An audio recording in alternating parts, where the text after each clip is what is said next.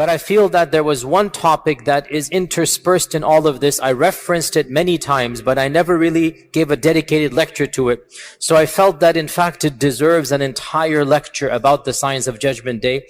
And that is the wars or the fighting or the Armageddon or the great battle that will take place. So I referenced this a number of times. There are many traditions that mention warfare towards the end of times. And the fact of the matter is that these traditions, although numerous, they are cryptic as usual because we don't have a chronology. We don't have all of these ahadith talking about one war or many small wars or wars that go over many decades or many centuries. We don't know. It's simply predictions of Judgment Day. And there are some wars that some ahadith that simply say of the signs of Judgment Day is qital. There will be warfare. And the Prophet ﷺ predicted you will have days of haraj. They said, what is haraj? He said, bloodshed.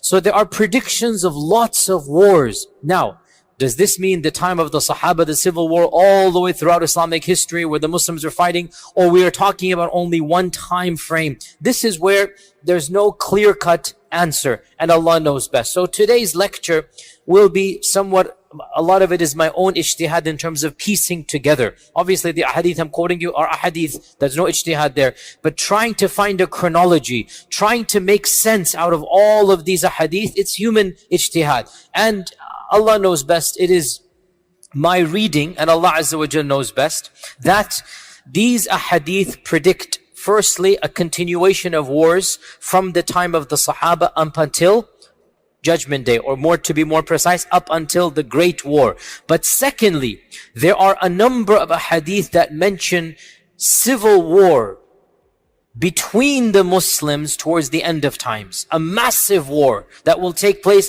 between the Muslims.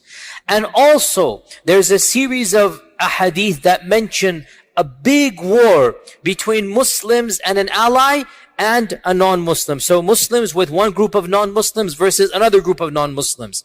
And also, this is genre number 2. And then genre number 3, there are ahadith about the big war. In Arabic it is called al-malhamatul kubra. This is a prophetic term. Al-malhama. Malhama means the disaster, the catastrophe, or the bloodshed. Malhama, just the bloodshed.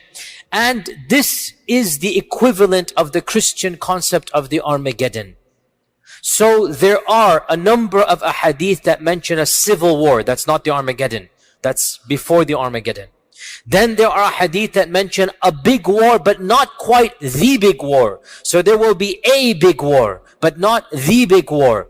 And this is all ijtihad because some ulama have merged them all together. And then there are hadith that mention the big war. And of course, the big war, the malhama, is between Isa and Dajjal.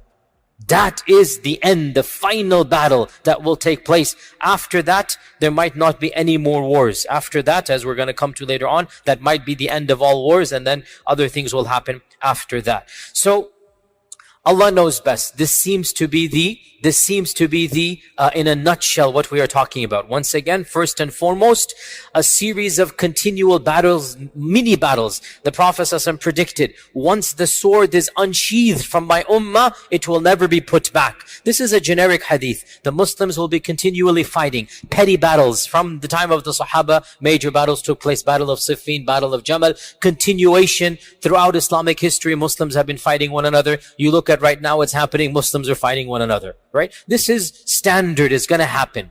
Then there will come a time where there will be major wars between the Muslims. And there will come a time there will be a major war between Muslim and non-Muslim on one side and one other non-Muslim on the other.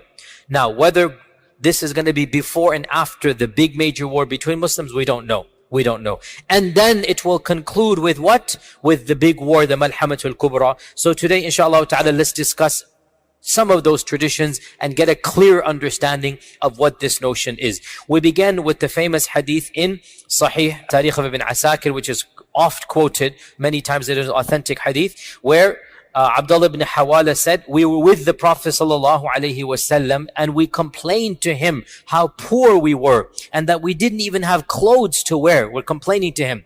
So the Prophet sallallahu alaihi wasallam said, rejoice, don't worry about that. For I am not worried that you will live in poverty. La wallah, I'm not worried that you're going to live in poverty. Wallahi, this ummah will be in continual good until Allah subhanahu wa ta'ala opens up the lands of the Faris, the Persians, and the lands of the Romans, that's the Byzantine Empire, and the lands of Himyar, that is Yemen. So in Mecca, the Prophet ﷺ predicted, don't worry, we will conquer the Persian Empire, and that happened. And we will conquer the Byzantine Empire, and that happened. And we will conquer Yemen, and all of that happened. Then the Prophet ﷺ said, you will become 3 armies. So he said, you will become. This is the ummah. This is the civil war we talked about between the Muslims. You will become 3 armies. Jund bil-Sham, wa Jund bil-Iraq, wa Jund bil-Yemen. An army will be in Sham, an army will be in Iraq, and an army will be in Yemen. And wealth will be so much that a man will be given 100 dinars. Now 100 dinars, maybe if I were to say in our times, like $5,000. It's a large amount, but not an obscenely large amount. 5,000 is no joke. 100 dinars is a good amount of money, right? A person will be given 100 dinars and think, this is nothing. This is not a good amount. In other words, wealth will be so much that a good amount of wealth would be considered utterly trivial. Ibn Hawala said, Ya Rasulullah, when that happens, which of these 3 armies should I be with? Which of these 3 armies should I be with? The Prophet ﷺ said, I tell you to be in the army of Ash-Sham, of Syria, because it is the chosen of Allah's people, and it is where the qiyamah will take place. So the Prophet ﷺ predicted that there will be 3 armies, an army in Ash-Sham, an army in Iraq, and an army in Yemen. And he told Ibn Hawala, choose the army in Yemen. I already mentioned, in Ash-Sham. I already mentioned another hadith that I mentioned right before going for Hajj. We mentioned that when I mentioned the concept of the Mahdi. We went over this hadith quickly. It is in the 6 books, the authentic hadith, Sunan ibn Majah, where our Prophet ﷺ said, this is about the Mahdi. We jumped to the Mahdi part. There was a phrase there I glossed over, and that is, يَقْتَتِلُ عِنْدَ كَنْزِكُمْ ثَلَاث كُلُّهُمْ إِبْنَ خَلِيفَةٍ. 3 sons of a Khalifa will fight amongst you at your treasures, for your treasures. What treasure is this? Some have said this is the treasure in Mecca. There was a treasure buried once upon a time. But the hadith doesn't mention Mecca, and it is my opinion, it doesn't make sense to interpret it as Mecca. Rather, there will be a treasure of the ummah. Oil, natural resource, Allah knows best. There will be a treasure belonging to the ummah. And 3 sons of a Khalifa, 3 princes. All of their fathers are royal family. All of their fathers are ruling.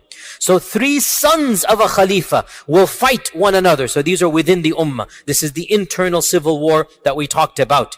And none of them will be victorious. They're all 3 gonna fail. None of them will be victorious.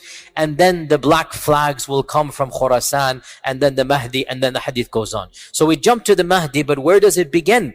There will be an internal civil war. And what this hadith shows is that the Mahdi will come at a time when the Muslim Ummah itself is internally fighting.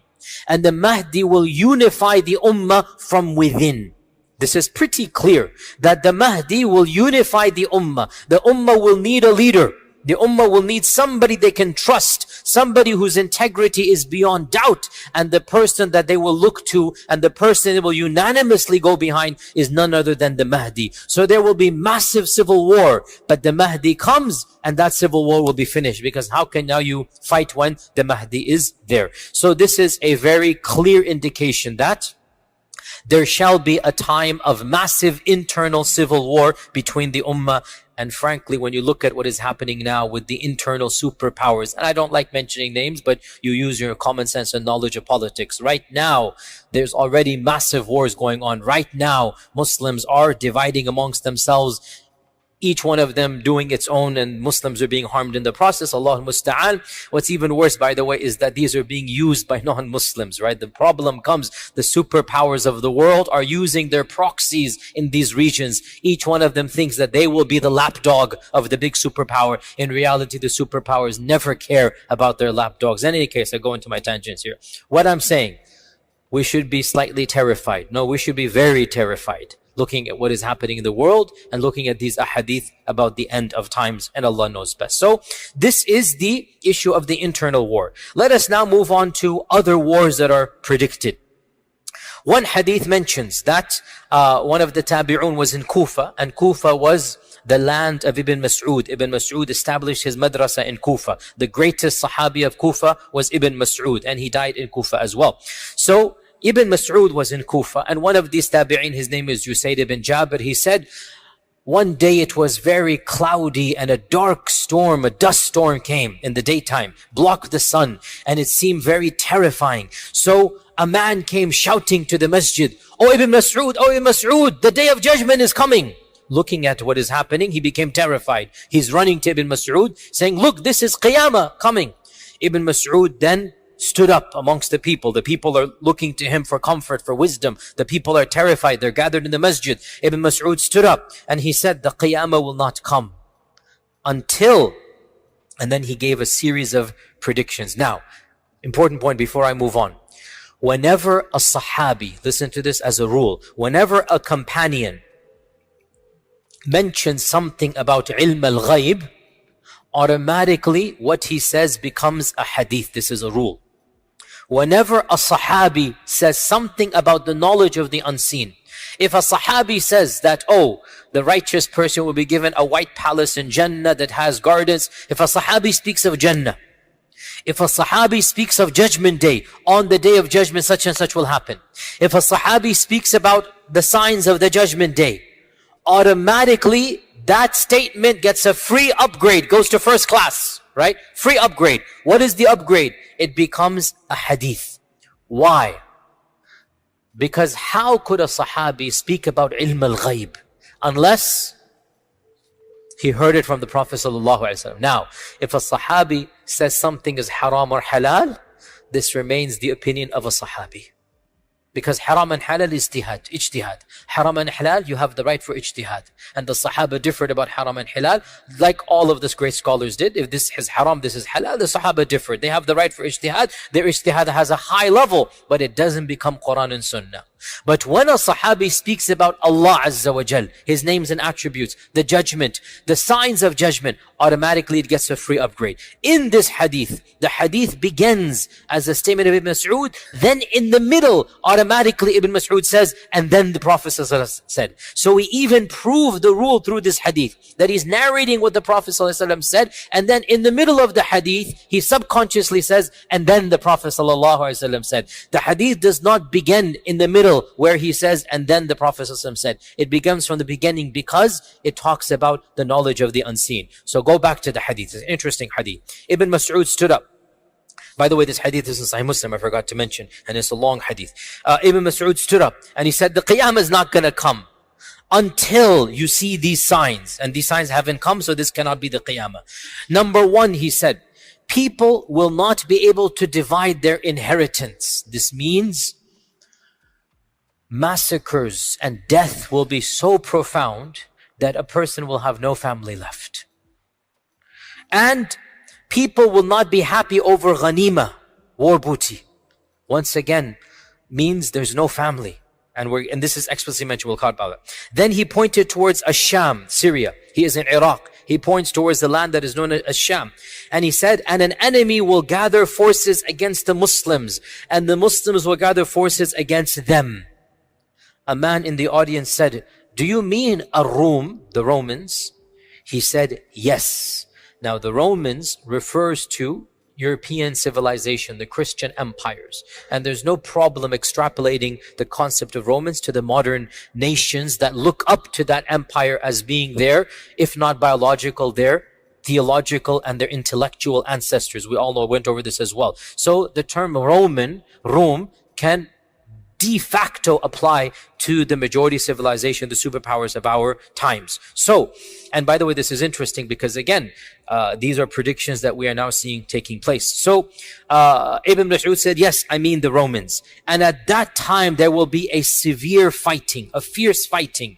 The Muslims will send a battalion to fight to death, and they will not return. They will die. They will fight until night. Neither side will be victorious over the other. On the second day, the Muslims will send another battalion, and they will fight to death, and they will not return victorious. On the third day, the same thing will happen. And then on the fourth day, so for 3 days, Muslims are going in, and it is going to be massacre after massacre. Nobody will remain alive from the first batches that go. On the fourth day, Allah Azza wa Jal will grant victory to the Muslims, and the enemy will be defeated. So there will be 4 days of battle somewhere in Bilad al-Sham. Now, is this the great Armageddon, or is this the precursor to the Armageddon? This is not the great Armageddon, it looks like. This is the precursor. This is a massive war that will take place before the Armageddon. Now the hadith goes on, and this is from the statement. This will be a battle the likes of which have never seen before. This is very terrifying. In human history, no battle has taken place that is more terrifying and more severe than that battle that will take place towards the end of times. And then Ibn Mas'ud said, and this is so powerful, and it's not Ibn Mas'ud, it is from the Prophet ﷺ, so much so that a bird that will fly over them will fall down dead. Now, you tell me, before I move on, you tell me, no matter how many people are killed by the swords on this land, will it affect a bird in the heavens? No. What will affect a bird in the heavens? Not swords. Get the point. Not swords. Something's going to happen that a bird in the heavens will be flying over. It will come down dead. And then the hadith goes on. Out of a family of 199 will perish and 1 will survive. The attrition rate in this war, 99%. Allah musta'an. What war in human history has had 99% death? None. I don't know of any. 99%. The victory was given to the 1%. 99%. And this is when the Prophet ﷺ said, Ibn Mas'ud said, so how can anyone be happy over ghanima or any inheritance be divided? In other words, may Allah protect all of us. If somebody were to give you $1 million but you have no family, wallahi, what sane person will choose that? Family is worth more than this whole dunya. So the Prophet ﷺ is saying, how can anybody be happy when he gets all the ghanima and 99 of his family had that? He's nobody left, no parents, no children, nothing left. How can anybody be happy? What is the point of that ghanima? It's all gone. How will inheritance be divided when there will be no family left? So this war will destroy 99% of those fighting in it. While they are doing this, and they are finishing the battle, collecting the ghanima, recovering, they will hear there's a bigger calamity than this war. What could be a bigger calamity? Somebody will shout out, the Dajjal has come where your families have been left behind. So in that state, tired, bruised, bleeding, but their families are being attacked. Whoever is remaining in the land that they left behind, Bilad al-Sham, wherever there is, they will run, they will rush back to that land, and they will discover that it is a lie. It is not true. And in one hadith it is mentioned that they will send their 10 best horsemen to go verify that news. The 10 fastest horsemen. And then the Prophet ﷺ said, I know their names and the names of their forefathers and the colors of their horsemen, the colors of their horses, and they will be the best horsemen on the face of this earth. Now, does this mean we will go back to horses and swords? If there is that type of war, in all likelihood we will. If there is that type of war, when nuclear weapons and whatnot and every side and whatnot, then we will go back to those days when there was no electricity and whatnot. We're going to go back to this. Or is it possible that when the Prophet is saying horse, he means a vehicle? This is also possible. It's not too much of a stretch, and Allah knows best. So this hadith mentions. Now, does this hadith mention the Mahdi? Yes or no? Where? But does this hadith mention the Mahdi? No, it does not. But other ahadith mention that the Mahdi will be the one that will be there when the news comes that the Dajjal is around. So it appears that this big war that is being referenced is a war that the Mahdi will participate in, even though he's not mentioned in this one, right? So it is a war between Ar-Rum and between the Muslims. It is a massive war. Now, many have said this hadith is a reference to the Armageddon. And it could be true. Because here's the point. Is the Armageddon one battle or is it a series of battles? It goes back. If it's only one battle, then in all likelihood that will be Dajjal and Isa ibn Maryam.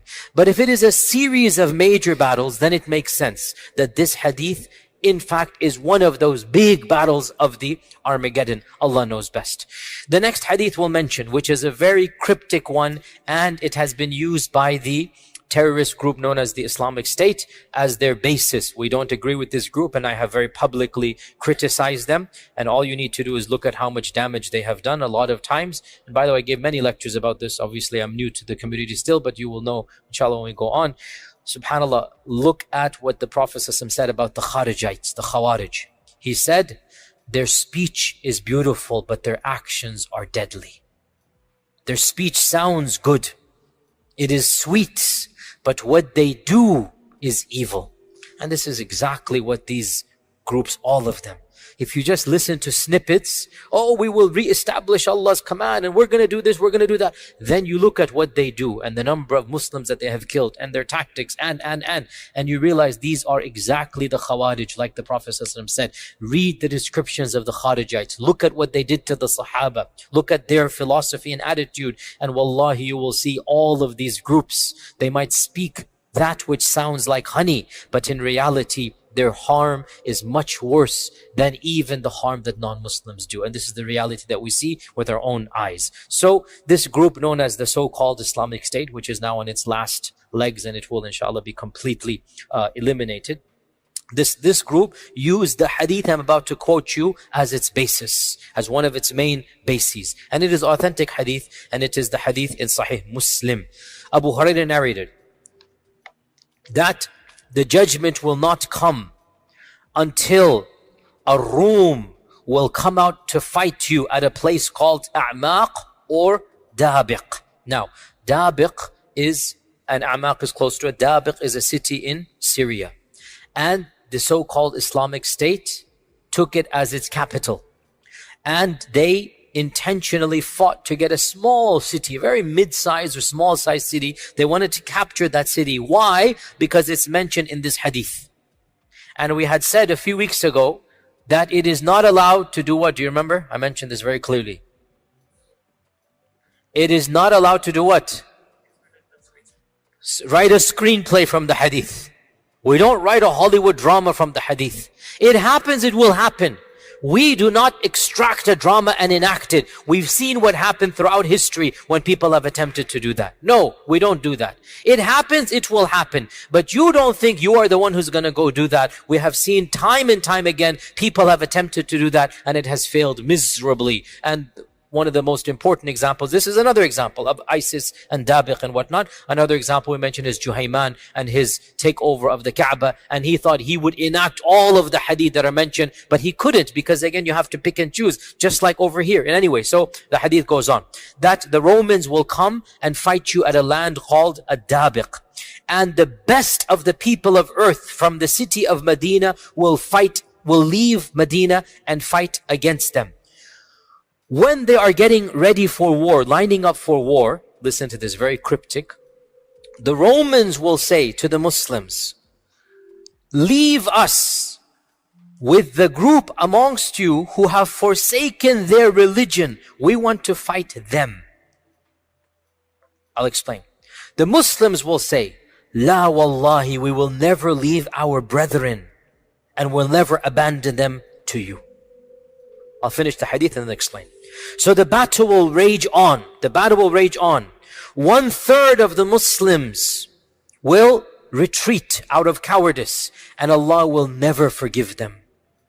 When the battle gets tough, they will flee. And the Prophet ﷺ said they will never be forgiven. 1/3 will be killed, and they will be the best of shuhada. They stood their ground, they died martyrs, and they will be the best of shuhada. And 1/3 will conquer, 1/3 will win. And they will not be tested. Maybe the test of the grave, maybe the test of the akhirah. They will not be tested. Allah will bless them and they will not be tested. And they, meaning that 1/3, will then conquer Constantinople. Again, we'll explain this in a while. It's a long hadith. When they will be dividing their ghanima, after they've hanged their swords on the trees to be oiled, then they will hear shaitan cry out that Dajjal has appeared amongst your children. Thinking it to be true, they will march to fight the Dajjal, but they will find it to be a lie, and they will reach Bilad al-Sham, Syria, and when they have lined up to pray Fajr, that is when Isa ibn Maryam will come down after the Dajjal has actually come, and he will then lead the Muslims in war and battle. And when Aduwallah, the Dajjal, sees Isa ibn Maryam, he will melt like salt is dissolved in water. And the Prophet ﷺ said, if he were to be left in that state, he would die. But Isa will kill him, and the people will see the blood of Dajjal on the weapon of Isa. End hadith. Now, again, this hadith is very, very cryptic. It mentions many things. First and foremost, it also reiterates the previous concept of a massive war between the Romans and the Muslims. Now, in this hadith, it mentions 1/3 only will die, whereas the previous hadith mentions 99% will die.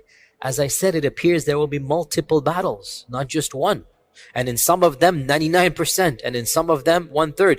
This hadith mentions that this army will conquer Constantinople, whereas the previous hadith does not mention that. So maybe there are multiple wars going on in the world, and the Dajjal's announcement will take place in all of them. Shaitan's gonna frighten the Muslims. Dajjal is here. They're gonna be expecting Dajjal because they're seeing the hadith take place. So Shaitan will use it as a tactic. So maybe multiple groups will run back to Bilad al-Sham, and there they will be with the Mahdi, and the Mahdi will then be leading them in Salah, and Dajjal will actually have come at that point in time, and then Isa will come down as we had mentioned.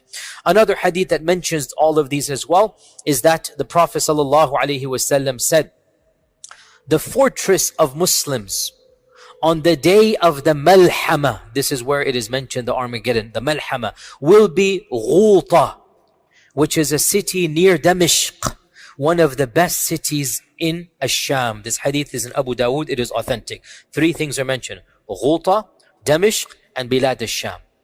Ghuta is a small city. It is still inhabited to this day, and it is maybe an hour or so outside of Damascus, or I don't know exact timing, but maybe a Syrian brother can tell me, but it's not far from Damascus. When the Prophet ﷺ said this hadith, Damashq, Ghuta, and Bilad al-Sham were the heartland of the Christian Byzantine Empire. This is like somebody saying, oh, Texas, California, these are not lands that belong to Islam. But the Prophet ﷺ predicted that Damashq and Ghuta will be a part of the Ummah.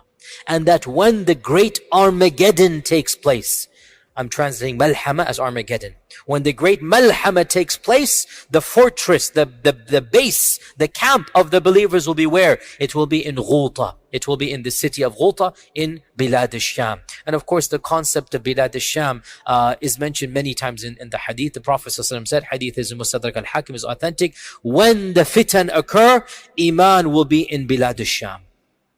When the fitan take place, when the big civil wars, Iman will be in Bilad al-Sham. Now let's pause for a while and look at these hadith and try to extract a series of incidents. What can we extract from all of this? So, first and foremost, realize that Bilad al-Sham doesn't just mean Syria. Bilad al-Sham in classical Arabic, pre-partition, when I say partition, don't think 1947, that's the partition of India, Pakistan and whatnot. I mean pre-partition, the Sykes-Picot Agreement. The Sykes-Picot Agreement in 1917, and then the Treaty of Versailles in 1919, which then enacted it. Before the partition of the Muslim Ummah, before England and France decided to carve up the Ummah and hand gifts out to the victors, and they took up the Ottoman Empire, before that, Bilad al-Sham was essentially what we now call Syria, and of course also Jordan, and of course Palestine, and of course the occupying land that I don't want to mention now. The country that is the occupying regime. So all of this was Bilad al-Sham. Okay? This entire region is called Bilad al-Sham. It's not just modern day Syria. Yes, Damashq is Bilad Sham, but Palestine is also Bilad Sham. And the cities of Palestine and the cities in the modern occupying state, all of them are Bilad Sham. Understand this point. Okay, so realize this. Secondly, it shows that towards the very end of all of these trials, the Muslims will be united and they will be fighting outsiders. They will be fighting non-Muslims. And the people from other lands will come, like Medina. They will come because they know that they have to now fight on the side of the truth. So the fact that even from Medina, people are traveling all the way to be fighting, it shows that they recognize what is going place. It is also very clear that these wars are taking place with the Mahdi being alive. And when the Mahdi is alive, there is no civil war. How can you fight when the Mahdi is on one side, right? So this is a war between the Mahdi and the believers on one side and the unbelievers on the other side. This is a very clear issue. It also shows, as I said, that in all likelihood we're talking about multiple wars. Or maybe, Allah knows best, the Mahdi himself is going region to region. In one battle, 1/3 will die. In another battle, 99% will die. Allah knows best. Again, we don't know. We're just putting all of these together. And the fact that the bird is mentioned shows that this isn't your typical war. That chemical or nuclear or whatever seems very likely in these types of a hadith. Wallahu al-musta'an. Also, what is this cryptic phrase where the Rum are going to say, hand us our brethren? And the Muslims will say, no, they are our brethren. What is all of this? This is very interesting. It appears, and Allah knows best, that there will be a large group of converts from Bilad al-Rum to the land of Islam. And they will be fighting on the side of the Mahdi and the Muslims. And the Bilad al-Rum are going to view them as being traitors. And from their perspective, they're right. From their perspective, they're right. They are traitors. So they will say, first, we want to deal with these guys because they betrayed us and our values. And the Muslims will say, what? They're not your guys, they're our guys. La wallahi, we will never abandon our brethren for you. This hadith is Sahih Muslim. It's really profound. And inshallah, it indicates that there will be massive conversion. So much so that the Bilad al-Rum remnants are angry that how come you have those people? They're angry, they're irritated. And this also shows that these hadith are not anti-Semitic or anti-Western. No, it is good versus evil. And you will find people of all ethnicities on the side of good. And you will find people of all the ethnicities on the side of evil as well. We talked about this last week. These hadith are not anti-Semitic. There will be righteous people who see the truth and they will be fighting on the side of truth. And that's why the other group will demand we want them back to us. Another hadith, now we move on to other hadith and then again go back. As for the issue of Qastantiniya, we'll come back to it. A very interesting narration goes back to Ibn Hawala, Abdullah ibn Hawala. He has a number of interesting narrations about Judgment Day. Abdullah ibn Hawala, the Prophet ﷺ said, O Ibn Hawala, when you see the Khilafah having been descended to Al-Ard al-Muqaddas, which is Jerusalem, when you see the Khilafah having been descended to Ard al-Muqaddas, then know that the Zalazil and the Fitan and the Balaya are coming. Meaning the great wars and whatnot are going to happen, and that qiyamah is closer to mankind than my hand is to you or to your head. So his hand was on, Ibn Hawala's chest or whatnot. So know that qiyamah is closer to mankind than my hand is to you.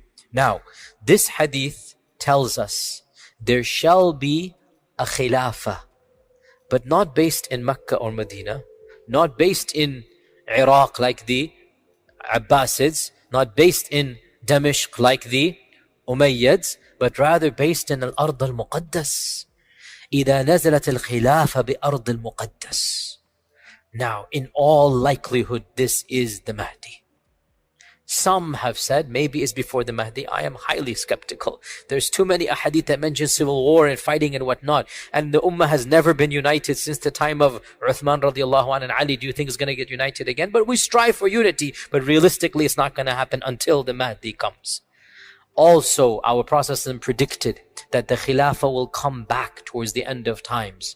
ثُمَّ تَكُونُ خِلَافَةً عَلَى مِنْهَاجِ النُّبُوَّةِ Hadith is Musnad Imam Ahmad. Then there shall be a Khilafah upon the prophetic methodology. In all likelihood, this is, Allah knows whether this ijtihad is correct or not, but in all likelihood, it seems to be none other than the Mahdi himself. And the Prophet is telling Ibn Hawala, when the Mahdi comes, judgment is going to come tomorrow. And that's very true. When the Mahdi comes, go to him, be with him, and the judgment is going to be the very next day, basic meaning immediately after that. And that's again very clear. Now, another point here as well, another issue, which is again, all of these hadith, you just have to try to sift through them, see if we can understand them. So another issue that is explicitly mentioned is the conquest of Qistintiniya. Qistintiniya. Qistintiniya is, of course, Constantinople, named after the Roman Emperor Constantine. They were so humble that they wanted to name cities after themselves, so it was very common to name cities after themselves. And so Constantine basically made the city his capital, and he named it after himself, Constantinople. And Constantinople became the bastion of human civilization for almost a millennia. This was the city and the land. This was really, there was no competition with any other civilization up until the coming of Islam. For a millennia, 1,000 years almost, Constantinople was the cradle of civilization. And amazingly, our Prophet ﷺ predicted Constantinople will be ours. Again, we are coming so many centuries later, we don't even think about this. One of the most significant episodes in human history, or I should say recorded human history. One of the most significant episodes is 1453 and the conquest of Constantinople. This is something that we just take for granted. We put it in our footnotes. Most of our kids have no clue. But in reality, it was the most cataclysmic, the most seismic, disruption that happened in medieval history, because it signified essentially the end of the Roman Empire and the conquest of Islam over the Byzantine and Roman Empire. And the Muslim Ummah eventually conquered, obviously, Constantinople. Of course, the beginnings were with Muawiyah. He wanted to conquer from the time. That's what Abu Ayyub al-Ansari passed away outside Constantinople. From the time of the Sahaba, they wanted it. Multiple expeditions took place, but it was left to Sultan al-Fatih, the Mehmed II, Muhammad, or they call him, the Turkish call him Mehmed, or Muhammad II, the Sultan al-Fatih, in 1453, who finally conquered Constantinople, and he converted it to Istanbul. So Istanbul is, of course, what Constantinople. Of course, you still go and you see. Really, subhanallah. Personal note here. The Hagia Sophia, the Hagia Sophia. What an amazing testament to human mind. This is a building that it was built before the birth of our Prophet ﷺ, and we see it now and we are in awe. Can you imagine the people of that time? We see it now and it is massive and big and no pillars and no beams and the architecture, and it has been standing for 1,500 something years as it is. Truly, and that's just one aspect of their civilization. In any case, what is the purpose of going all there? Because our Prophet ﷺ predicted the conquest of Constantinople. However, good enough, easy, but there's a problem. And that is, some ahadith mention that Constantinople will be conquered. Excellent, without any time frame. Excellent. We can take that and say Sultan al-Fatih did, Fatih Sultan, Mehmed II did it, no problem. But there are other ahadith that mention this conquest will take place towards the end of times, when the Dajjal is around the corner, when the Mahdi is around. And this throws a huge spanner in our understanding. What does that mean? Because Istanbul is Istanbul now. What does that mean? Allahu A'lam. I have no explicit or clear-cut or unambiguous answer. The only thing that can be said is that that land will revert to being controlled by a group that is not sympathetic to Islam, maybe even if they call themselves Muslims, Allah knows best. Because again, for a time frame, Ataturk, maybe it could be called that is a Darul Kufr government, what Ataturk did, but now it is not like that. Now Istanbul, alhamdulillah, it is a, alhamdulillah, Muslim land and whatnot. So definitely it's not like that now. But maybe things are going to change in that land. May Allah protect all Muslims. But maybe things are going to change and there will be a reconquest of Istanbul, of Constantinople.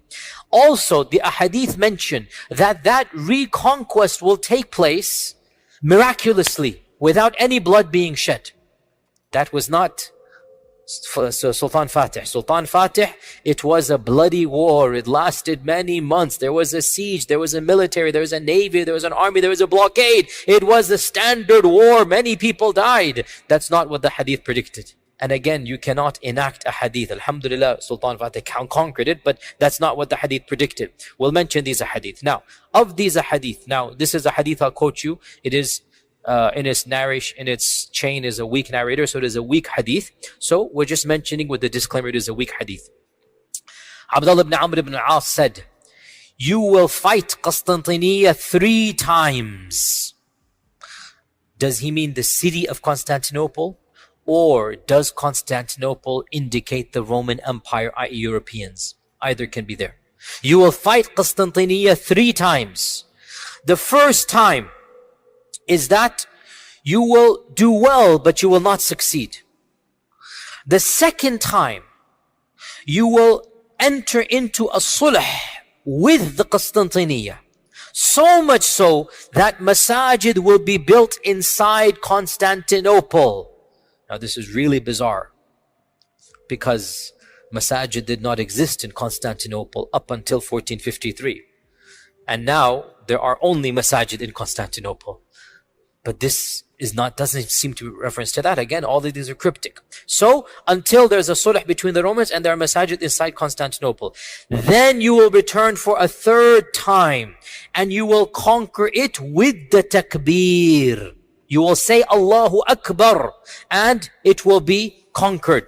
And the Prophet ﷺ said that 1/3 of Constantinople will be destroyed and 1/3 will burn down and 1/3 will be divided amongst you. Now, this hadith seems to indicate a final conquest of Constantinople, and this is something that once again it is mentioned in another hadith which the majority of scholars have interpreted to mean Constantinople. And I'll mention it now. Now the hadith I just quoted you, it is weak. It is mentioned in the Kitab al-Fitan of Nu'aym ibn Hammad and it is weak. The one I'm about to quote you now, it is authentic Sahih Muslim.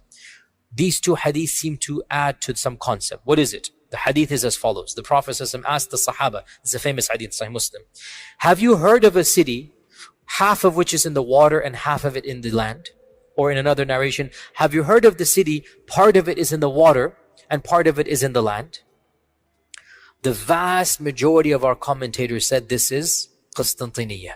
Because Constantinople, essentially it divides Asia from Europe. You have the Bosphorus Straits, right? And you have that city that, it's considered that it is basically 1/2 this way, 1/2 that way. So the majority of our ulama, and Nawawi ibn Kathir, others, they say this is Constantinople that the Prophet is describing. They said, yes, we have. Listen to this now. The Prophet ﷺ said, hadith is in Sahih Muslim, the qiyamah will not happen until 70,000 of the Bani Ishaq will conquer it. Not the Bani Ismail, the Bani Ishaq will conquer it. And when they come to it, they, the Bani Ishaq, will not fight with swords, nor will they fight with arrows. Rather, they will say, La ilaha illallah, Allahu Akbar, and one of the sides will fall down. Then they will say, La ilaha illallah, Allahu Akbar, and another side will fall down. Then they will say, La ilaha illallah, 2, 3, 4 times until all 4 sides will be fallen down. And then they will enter the city and begin to distribute his ghanima. And while they are distributing his ghanima, the shaitan will call, or a crier will call, that verily the Dajjal has come out to your family, and they will leave everything and return to their family. End hadith. Now, we've heard the similar hadith before, but now we have an added detail. What is that detail? 70,000 of the Bani Ishaq will conquer Constantinople. So, putting all of this together, it is plausible, very reasonable to say that the armies of the Mahdi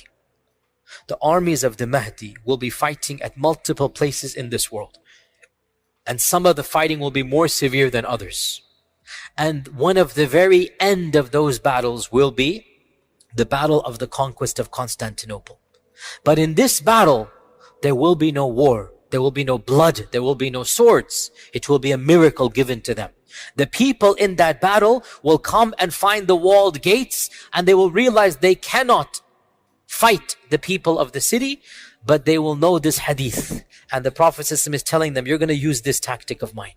He's telling them what to do, and they believe in the hadith, so they will use this tactic. So they will say, La ilaha illallah, Allahu Akbar, 4 times, all of them in unison. Their takbirat and their tahlilat, they are going to cause the walls to fall down, and they will conquer the city without any bloodshed. And then the news will come, Dajjal has come. So they will flee back to Bilad al-Sham from Constantinople, only to discover it was a lie. Then when they're in Sham, Dajjal will actually come, and then they're wondering what to do or fighting him a few times, and then Isa will come, and then as we had mentioned before, it resumes. Now, who are the Bani Ishaq? Some ulama have said that this is a reference to the Romans, that they were considered to be, the Arabs would call them, because Bani Ishaq is not, it's not the standard term for the Yahud. Bani Israel is the standard term. And who is Israel, by the way? Yaqub, not Ishaq. Because Ishaq had multiple, or he had 2 sons, right? Is or Isa, or Is and Yaqub, Jacob, right? Esau and Jacob, according to the Old Testament, right? So Allah knows best. Some people say that the Arabs thought that some of the Romans were the descendants of Isa, the second son. So to say Bani Ishaq is essentially a reference to the Romans. This is one interpretation. Another interpretation, it means the converts of the Yahud. And even some scholars said, and I don't agree with this at all, but some scholars, I'm just saying what they said, telling you what they said. Some scholars said, oh, this must be a mistake. The Prophet ﷺ said Bani Ismail, and one of the narrators messed up, and he made it Bani Ishaq. But that's too, I mean, this word is so rare. It's impossible that somebody would have messed it up, right? So a number of ulama said, this is so bizarre, Bani Ishaq. It never occurs in any hadith, Bani Ishaq. It's not even Bani Ismail. You know, it's Bani Ishaq, right? Or sorry, it's not Bani Yaqub or Bani Israel, I meant Bani Israel. It's Bani Ishaq. And it appears, and Allah knows best, this goes back, because the term 70,000 is mentioned. It goes back to the other hadith, which is very clear that there are going to be 70,000. Now remember, 70,000 in Arabic does not mean exactly census 70,000. It is a broad figure. You know, we say in English, man, I called you a dozen times. You don't mean a dozen, right? Now, if you say, I called you 7 times, you mean 7, right? But you say, I called you a dozen times, or I called you 100 times. Everybody knows you don't mean it literally. In Arabic, 7, 70, 700, 70,000. This is the generic. When you say 7, you mean I called you a few or something. When you say 70, it's around that. So 70,000 basically means around 100,000 or 50,000, around that much, right? It's not exact 70,000. So the Prophet ﷺ is saying there will be 70,000 converts, essentially. This looks like we're deriving this from all of these hadith. Means like 100,000 of them have converted. That's not a minor amount. And they are fighting on the side of the Muslims. And it is at their hands, the hands of the converts, that Constantinople will be conquered. Not at the hands of the born Muslims. It will be those who are pure, those that have chosen to fight with the truth. Allah will bless them, that when they say the takbirat, their takbirat will cause the walls of the city to fall down, and they will then conquer Constantinople or Constantinople. طيب. Now, this is the standard interpretation. I am sympathetic to it. A number of scholars say this hadith doesn't apply to Constantinople. Have you heard of a city, a part of it is in the ocean and a part of it is on land? That's what the hadith says. Another group of scholars says this hadith is a reference to Venice. Venice, canals, whatnot. And we say maybe, Allahu A'lam. What can we say? Maybe. I can't deny it, can I? Because the hadith doesn't mention Constantinople. However, other hadith mention Constantinople. No hadith mentions Venice. So, Allah knows best. I am sympathetic to this hadith being Constantinople, but we cannot negate that it might possibly be, other cities as well, and Allah knows best. Now, we've talked about the Malhama, we've talked about the civil war, we've talked about the Romans on one side and the Muslims on the other. We've talked about the conquest of Constantinople. There's one set of a hadith also left, and that is during one of these series of wars, or maybe before all of this begins, because we don't know. Chronology is not mentioned. We do not know. Towards the end of times, the Muslims and the Romans will form an alliance against a third party. Now, this is very atypical from the other ahadith, because all the other ahadith mention what? That the Romans on one side and the Muslims on the other side. Correct? So, in my humble opinion, and Allah knows best, these ahadith apply at the beginning of the Armageddon. Things are going to happen where Muslims and Romans will ally with one another. And then that alliance will be destroyed, only to get worse and worse until the Mahdi and Dajjal and Isa come. And Allah knows best. And during this time frame, people will convert from the Roman side to the Muslim side. Okay, what are these ahadith of this alliance and treaty? And also these are authentic hadith. This hadith is in Abu Dawood, that Auf ibn Malik al-Ashja'i said, I visited the Prophet ﷺ during the Battle of Tabuk, when he was in the Battle of Tabuk. And his tent was made out of leather. So I sat in front of the tent. The Prophet ﷺ gave me permission. He said, come in, ya Auf. So, and this shows you how eager the Sahaba were, that Auf was sitting outside, and the Prophet ﷺ saw him from the opening. He saw Auf. He said, come in, Auf. Auf said, Ya Rasulullah, all of me come in or only a part of me come in?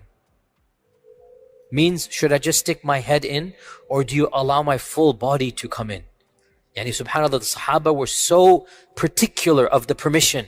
Like, what are you allowing me to come in? This is your private space, Ya Rasulullah. When you say come in, are you saying I fully come in, or do you want me to just put in my head and talk to you? So the Prophet said, no, kulluk, yani all of you come in, your whole body come in. So Auf came and he said to the Prophet, the Prophet said to Auf, O Auf, count 6 things before judgment will happen. He gave him a prediction. Count 6 things before judgment day.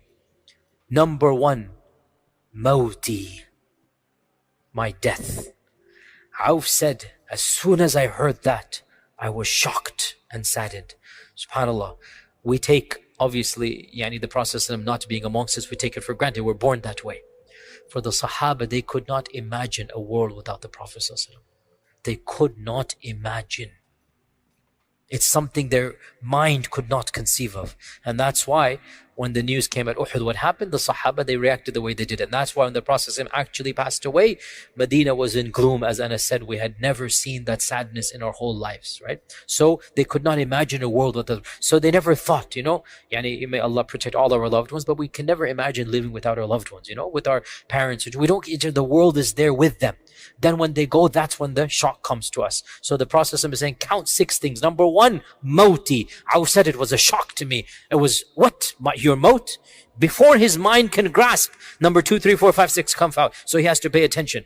Number 2, he said, then the Prophet saw him shocked. He said, count that as number 1. He's emphasizing. The first sign of Judgment Day is the death of the Prophet ﷺ. That's the first sign. His death is the beginning of Ashrat al-Sa'ah. Number 2, he said, Fathu Bayt al-Maqdis, the conquest of Maqdis. Has that happened?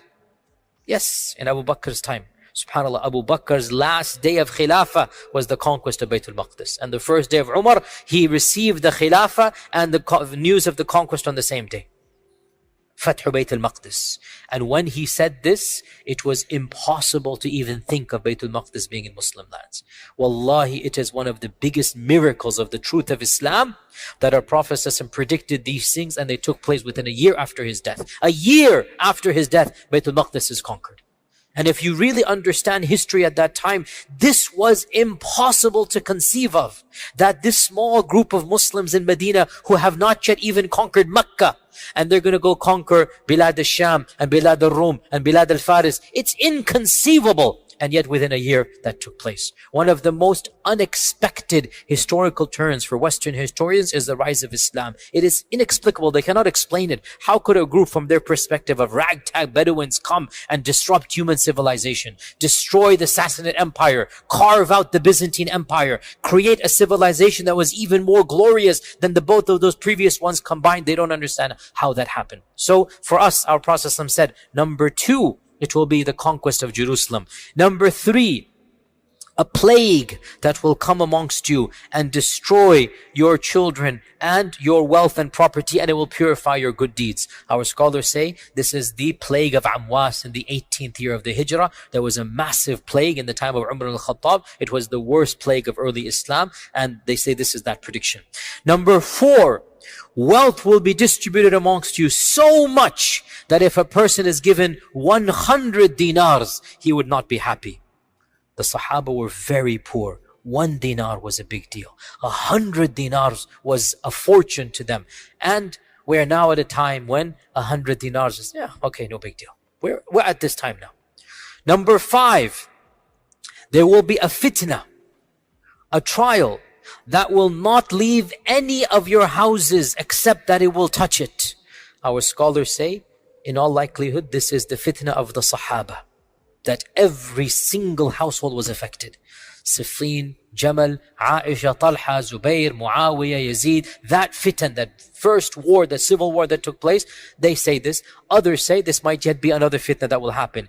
And then number 6, and this is what we're interested in. Number 6, there will be a treaty between you and the Romans. There will be a treaty between you and the Romans. And then they will betray you and march against you with 80 banners, under each of which will be 12,000 troops. In other words, 100,000 people. This hadith is in Ibn Majah. Another hadith mentions that you will form a treaty with the Romans, and you will fight an enemy common to both of you.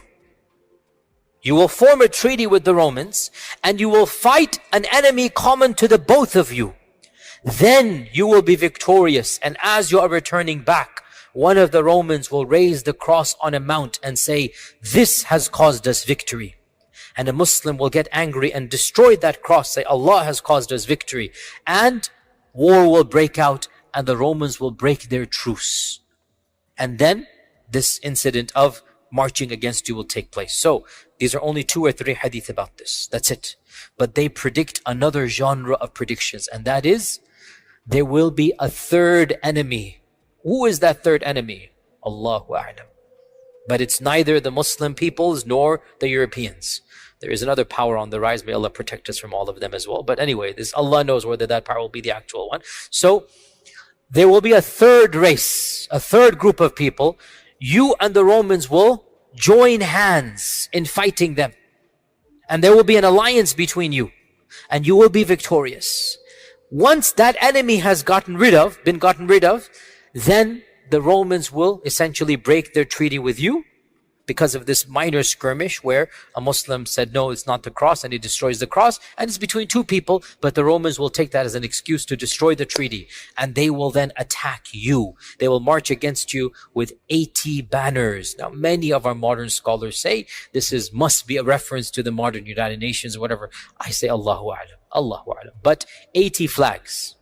80 flags on one side. Every flag has a major 10, 12,000 people. That's a major war. So this is another prediction of a great Armageddon that will take place. And Allah knows best. Now, again, is this the Armageddon or is it one of them? Again, it's all cryptic. Allah knows best. It can also be said, and this is a valid interpretation, I'm not denying it at all. It can also be said that the final battle between Dajjal and Isa will be an easy battle, not a difficult one.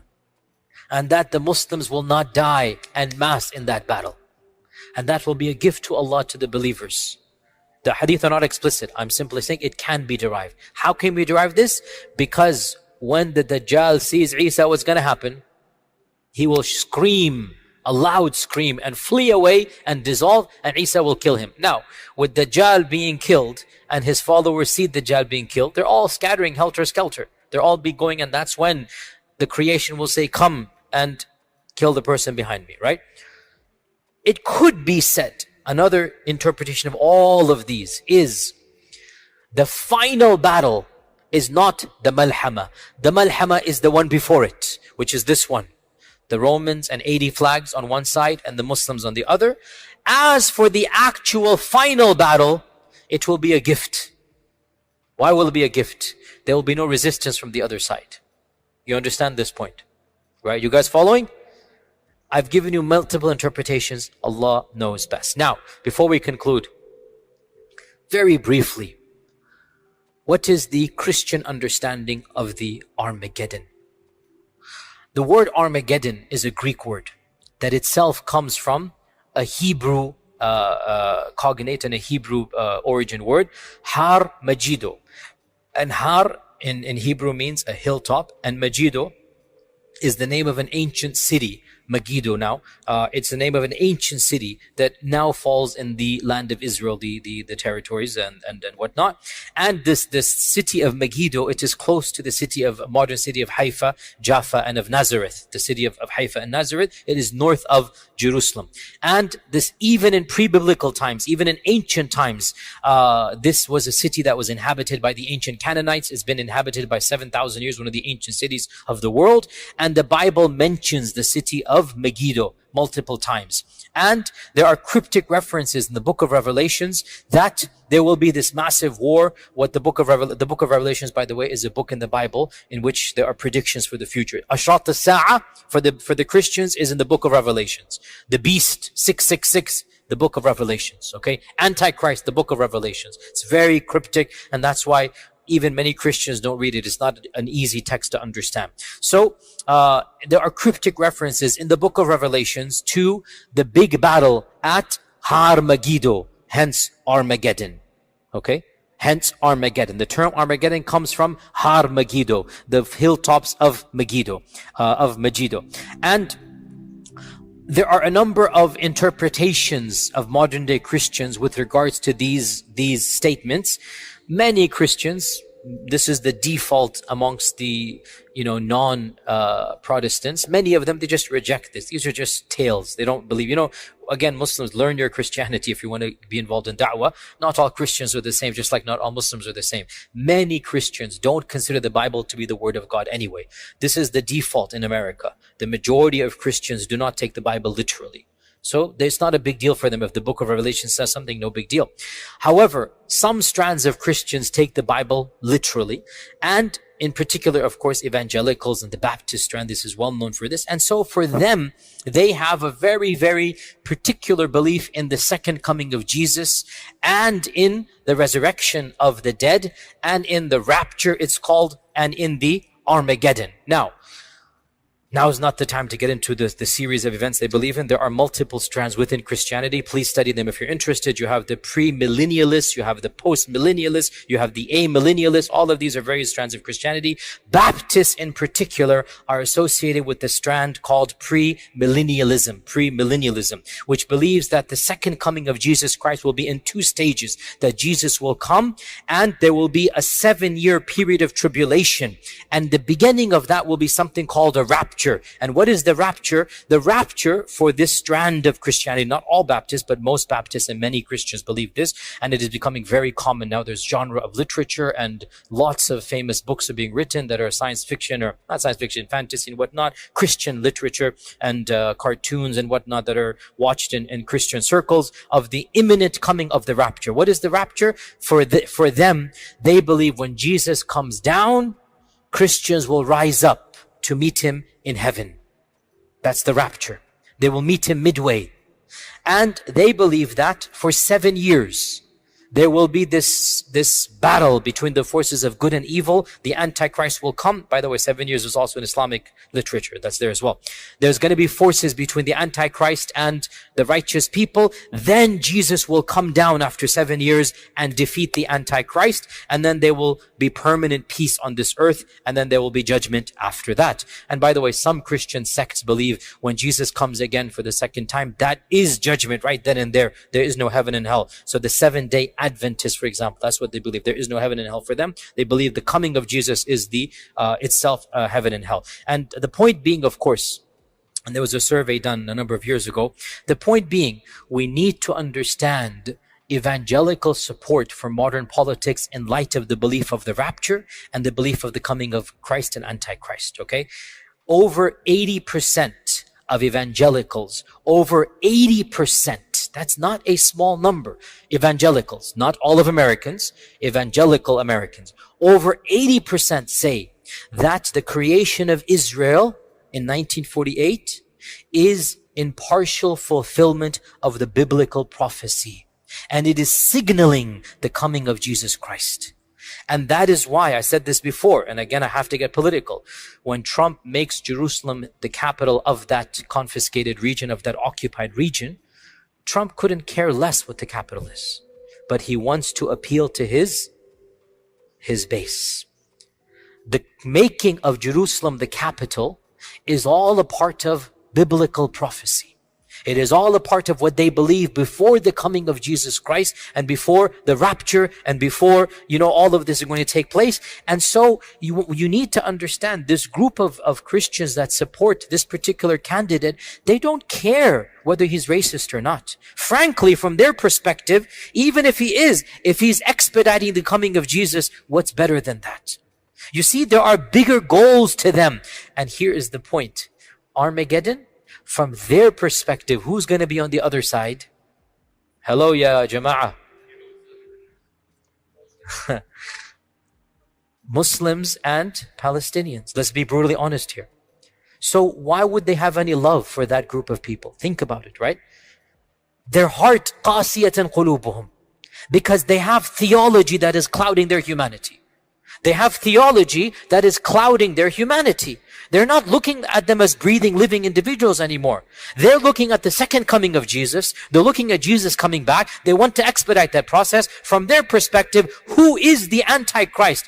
My dear Muslim brothers and sisters, they call our Prophet ﷺ that title, A'udhu Billah, A'udhu Billah. I'm sorry to say this in a masjid of Allah, but we are living in a land where these theological beliefs impact politics. We need to educate ourselves. All that I'm talking about isn't just kalam and hearsay. No, it is realities that impacts policies that impacts us. So we need to understand our beliefs, and they're radically different from Christian beliefs. They're definitely not xenophobic. We believe many of the Romans will convert. They're going to be on the side of the truth. But they don't believe that. They believe all of us brown-skinned folk, and especially Muslims, all of us will be in the army of the Antichrist. That's their aqeedah. So why should they have any sympathy for us? That's why we need to educate ourselves and them about especially this important topic and clarify our beliefs are different. We also believe in the coming of Jesus, but guess what? We will be on the side of Jesus. You will have to make up your mind. Are you on the side of truth? Will you be with that 70,000? Or you'll be on the side of falsehood? Our time is up for today. Inshallah ta'ala. Sorry for no Q&A, but inshallah we'll try next time to give you an extended Q&A. Jazakumullah khair.